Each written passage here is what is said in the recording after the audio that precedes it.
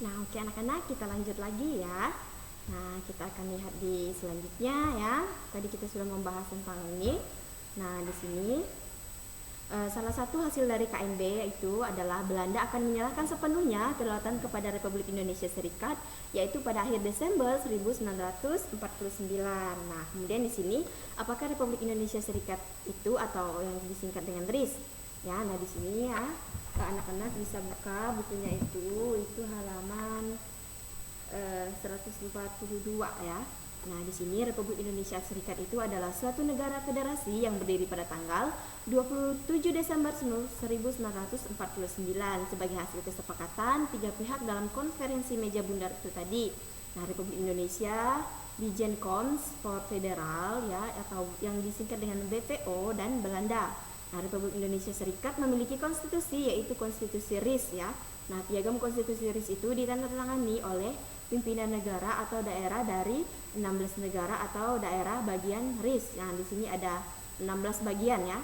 Yang pertama itu ya ada NRS Susanto ya dari negara Republik Indonesia menunjukkan menurut perjanjian Renville. Kemudian yang kedua ada Sultan Hamid kedua dari daerah istimewa Kalimantan Barat. Yang ketiga itu ada ide anak Agoeng ya. Nah, itu berasal dari negara Indonesia Timur. Kemudian ada RAA Tejerningrat ya, itu dari negara Madura.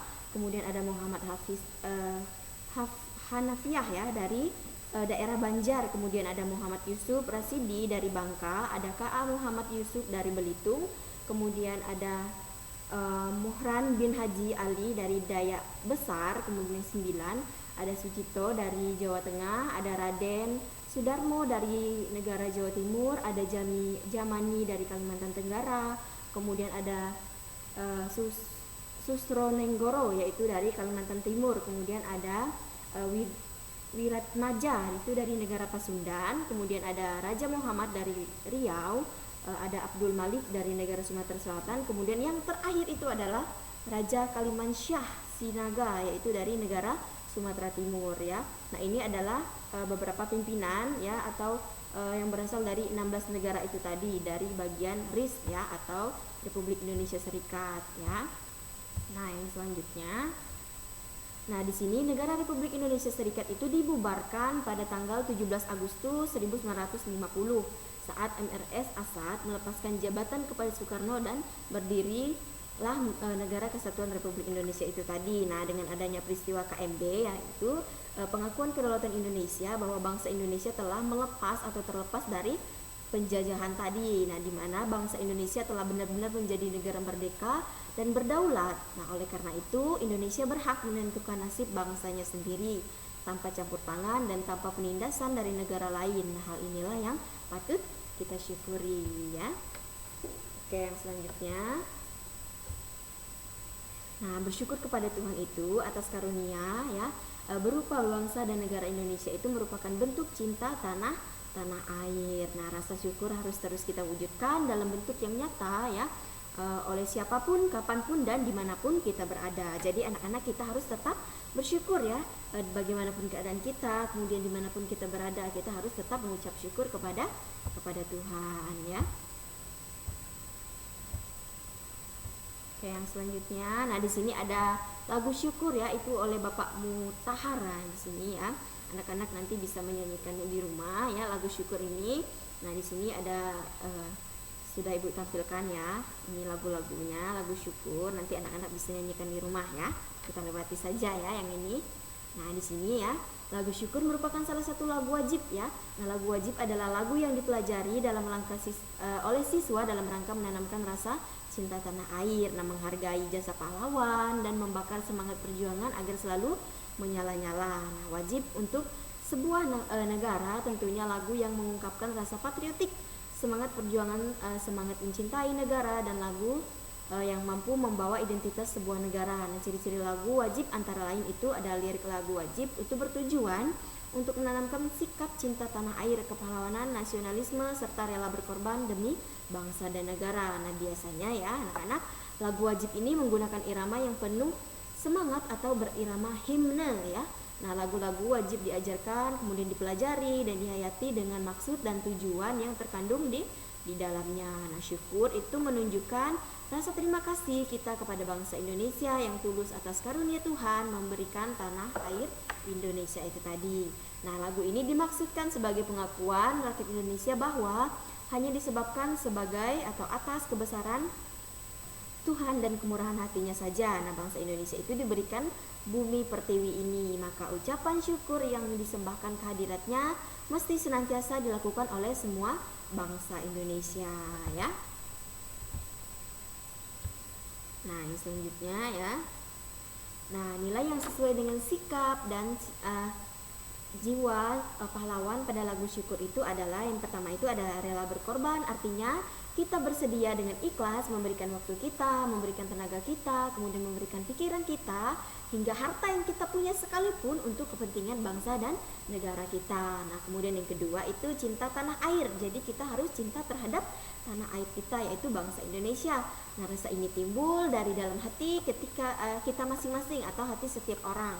Nah, panggilan untuk mengabdi, kemudian membela, memelihara dan melindungi tanah air kita dari ancaman ini disebut dengan patriotisme, ya. Nah, kemudian yang selanjutnya nilai yang sesuai yang kedua ya. Nah, ini bisa anak-anak lihat di halaman 144 itu ayo berdiskusi. Nah, di sini sebagai negara sekarang apa yang harus kita lakukan untuk mewujudkan rasa syukur sebagai bentuk cinta tanah air kita, ya. Nah, di sini kita tentunya merasa bangga ya terhadap tanah air Indonesia. Nah, rasa bangga itu tentu saja tidak akan muncul tanpa adanya rasa memiliki. Nah, begitupun rasa memiliki itu tidak akan memunculkan rasa kita untuk menjaga persatuan dan kesatuan bangsa Indonesia, ya. Jadi kita tentunya merasa bangga ya. Jadi kita harus menjaga persatuan dan kesatuan bangsa Indonesia. Nah, di sini ya anak-anak, tahukah kamu di sini ya. Nah, bahwa bersyukur sebagai negara merdeka harus terus kita wujudkan dalam setiap kesempatan ya. Jadi kapanpun dan dimanapun kita harus tetap menciptakan atau kita harus tetap mengucap rasa syukur sebagai bentuk cinta tanah air kita dapat kita lakukan dengan berbagai hal. Nah, salah satunya itu dengan menjaga persatuan dan kesatuan serta keberagaman bangsa Indonesia. Nah, anak-anak di sini ya, tahukah kamu ya bahwa anak-anak dari berbagai penjuru Nusantara saling bertemu dan berkenalan di Jakarta pada tanggal 14 sampai 18 Oktober yaitu 2003. Nah, mereka mengadakan konferensi. Nah, konferensi adalah rapat untuk bertukar pendapat mengenai suatu masalah yang dihadapi bersama. Nah, semua anak ya menyadari bahwa mereka berbeda. Nah, tetapi walaupun mereka berbeda tadi, mereka mempunyai tekad yang sama, yaitu perbedaan bukanlah alasan untuk bertengkar antara suku atau antara satu dengan yang lainnya. Nah, bahkan mereka berhasil menyusun sebuah kesepakatan tentang cara bagaimana mereka menyikapi adanya keberagaman di Indonesia, ya. Oke, yang selanjutnya ya, kita akan lihat lebih lanjut lagi. Nah, di sini ada konferensi berteman dalam keberagaman. Nah, itu di halaman 145 ya. Nah, di sini ada yang pertama tentang keragaman agama. Nah, kami tahu perbedaan agama janganlah dijadikan alasan terjadinya pertengkaran dan perpecahan. Nah, bertegur sapa, senyum, dan adil harus dilakukan kepada siapapun walaupun berbeda agama. Nah, agama itu mengajarkan kebaikan. Nah, perbedaan agama itu adalah anugerah dari Tuhan karena di sanalah kita bisa mengisi, saling berbagi, kemudian saling menolong satu sama lain. Nah, kemudian untuk itu di rumah kami bisa berbagi cerita tentang keragaman agama kepada adik, kakak, ayah, dan ibu serta orang-orang atau keluarga yang ada di rumah masing-masing. Kemudian selanjutnya itu memperkukuh ya iman dengan menjalankan ibadah yang kami anut dengan sebaik-baiknya ya. Nah, setelah itu ada juga tetap percaya kepada agama yang akan kami anut sepenuhnya dengan tetap bertoleransi kepada agama lain agar persatuan antar umat itu tetap terjaga. Nah, di sekolah juga ya kami bisa tidak mempermasalahkan antaranya ada agama satu kemudian agama yang lain dengan teman-teman yang lainnya juga. Kemudian kami juga tidak bertengkar hanya karena agama. Nah, di sini juga kami memberikan pendapat atau kesempatan kepada teman-teman untuk melakukan ibadah sesuai dengan agamanya masing-masing ya. Oke, kita lanjut. Nah, di sini ya tentang keberagaman budaya juga ada. Nah, di sini kami tahu bahwa Indonesia